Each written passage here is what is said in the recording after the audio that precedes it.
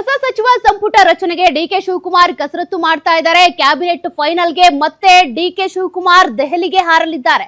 ಸಿದ್ದರಾಮಯ್ಯ ಕೂಡ ಇವ್ರ ಜೊತೆಗೆ ತಮ್ಮ ಪಟ್ಟಿಯೊಂದಿಗೆ ದೆಹಲಿಗೆ ತೆರಳ್ತಾ ಇರುವಂತ ಸಿದ್ದು ಮತ್ತು ಡಿಕೆ ಶಿವಕುಮಾರ್ ನಾಳೆ ಹೈಕಮಾಂಡ್ ಭೇಟಿಗೆ ದೆಹಲಿಗೆ ಹೋಗಲಿರುವಂತ ಇಬ್ಬರು ನಾಯಕರು.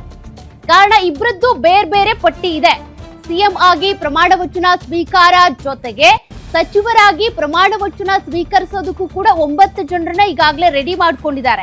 ಸಂಪುಟ ರಚನೆ ಸಂಬಂಧ ಹೈಕಮಾಂಡ್ ಜೊತೆ ಸಿದ್ದು ಡಿಕೆ ಶಿವಕುಮಾರ್ ಚರ್ಚೆ ಮಾಡಲಿದ್ದಾರಂತೆ. 2 ಪಟ್ಟಿಯೊಂದಿಗೆ ಹೈಕಮಾಂಡ್ ಭೇಟಿಯಾಗಿ ಅಂತಿಮ ನಿರ್ಧಾರವನ್ನ ತೆಗೆದುಕೊಳ್ತಾರೆ. ಮೊದಲ ಹಂತದಲ್ಲಿ ಜೂನ್ 3ನೇ ತಾರೀಕು 9 ಸಚಿವರಿಗೆ ಪ್ರಮಾಣ ವಚನ, ಅಂದ್ರೆ ಡಿಕೆ ಶಿವಕುಮಾರ್ ಅವರು ಪ್ರಮಾಣ ವಚನ ಸ್ವೀಕಾರ ಮಾಡುವ ದಿನಾನೇ 9 ಜನರು ಸಚಿವರಾಗಿ ಪ್ರಮಾಣ ವಚನ ಸ್ವೀಕಾರ ಮಾಡ್ತಾರೆ. ಇದಕ್ಕಾಗಿ 9 ಹಿರಿಯ ಶಾಸಕರ ಪಟ್ಟಿಯನ್ನ ತಯಾರಿಸಿರುವಂತ ಡಿಕೆ ಶಿವಕುಮಾರ್. ಇನ್ನು 2ನೇ ಹಂತದಲ್ಲಿ ಮಾಜಿ ಸಚಿವರು, ಶಾಸಕರು, ಎಂಎಲ್ಸಿಗಳ ಪದಗ್ರಹಣ ಕೂಡ ಆಗುತ್ತೆ. ಒಟ್ಟಿಗೆ 2 ಪಟ್ಟಿಯೊಂದಿಗೆ ದೆಹಲಿಗೆ ತೆರಳುತ್ತಾ ಇರುವಂತ ಡಿಕೆ ಶಿವಕುಮಾರ್ ಹೈಕಮಾಂಡ್ ಜೊತೆ ಚರ್ಚಿಸಿ ಸಿದ್ದು ಕೊಟ್ಟಿರುವ ಪಟ್ಟಿ ಪರಿಗಣಿಸಿ ಸಂಪುಟ ರಚನೆ ಆಗಬಹುದು.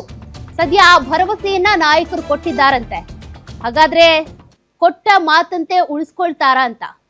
ಮತ್ತೊಂದ್ ಕಡೆ ಭರವಸೆ ಕೊಟ್ಟ ನಾಯಕರ ಕೈ ಹಿಡಿತಾರಾ ಸಿದ್ದು ಮತ್ತೆ ಡಿಕೆ ಶಿವಕುಮಾರ್ ಅನ್ನುವಂತ ಪ್ರಶ್ನೆ ಕೂಡ ಇದೆ. ನೋಡಿ, ಈಗ ಯುವ ಶಾಸಕರಿಗೆ ಮಣೆ ಹಾಕ್ತಾರೆ ಅಂತ ಈಗಾಗಲೇ ರಾಹುಲ್ ಗಾಂಧಿ ಅವರು ಹೇಳಿರೋ ಕಾರಣ ಯಾರಿಗೆ ಹೊಸದಾಗಿ ಸಚಿವ ಸ್ಥಾನ ಸಿಗಬಹುದು ಅನ್ನುವಂತ ಒಂದು ಕುತೂಹಲ ಕೂಡ ಇದೆ. ಮತ್ತೆ ಅದ್ರ ಜೊತೆಗೆ ಎಲ್ಲಾ ಹಿರಿಯರನ್ನು ಕೈ ಬಿಟ್ಬಿಟ್ರೆ ಅನುಭವಿ ಹಿರಿಯರು, ಅನುಭವಿ ಶಾಸಕರು ಅಥವಾ ಸಚಿವರು ಕೂಡ ಇರಲೇಬೇಕು.